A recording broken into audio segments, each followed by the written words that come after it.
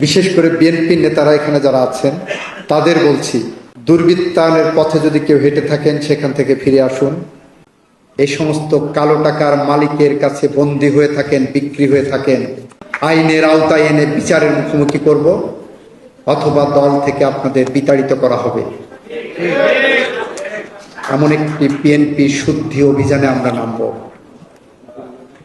শহীদ রাষ্ট্রপতি জিয়াউর রহমানের আদর্শের পথ ধরে তারেক রহমানের দেখানো কর্মসূচি ধরে আপনার জনগণের দৌড়ে পৌঁছে যান।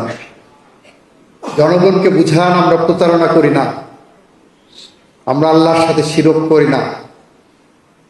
আমরা বাংলাদেশে রাজনীতি করতে এসেছি, সেই রাজনীতি জনকল্যাণের জন্য রাজনীতি করি। আমরা বিএনপির রাজনীতির সাথে আছেন তাদেরকে বলছি, মাননীয় প্রধানমন্ত্রীর ইশারা বুঝুন, মাননীয় প্রধানমন্ত্রীর কার্য পদ্ধতি অনুসরণ করুন, মাননীয় প্রধানমন্ত্রীর আদর্শিক যাত্রাকে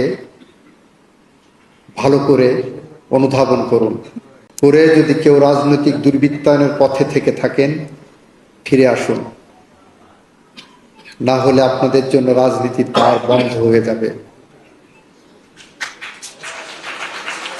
তাই আপনাদেরকে দ্ব্যর্থহীনভাবে বলছি, আপনাদের মধ্যে যদি কেউ এই সমস্ত কালো টাকার মালিকের কাছে বন্দী হয়ে থাকেন, বিক্রি হয়ে থাকেন, মাসোহারায় ঢুকে থাকেন, হয় তাদেরকে আমরা মুখোশ উন্মোচন করে কালো টাকার মালিকের সাথে একইভাবে বিচারের মুখোমুখি করব, যারা বিএনপির অফিস পুড়িয়েছে আইনের আওতায় এনে বিচারের মুখোমুখি করব, অথবা দল থেকে আপনাদের বিতাড়িত করা হবে।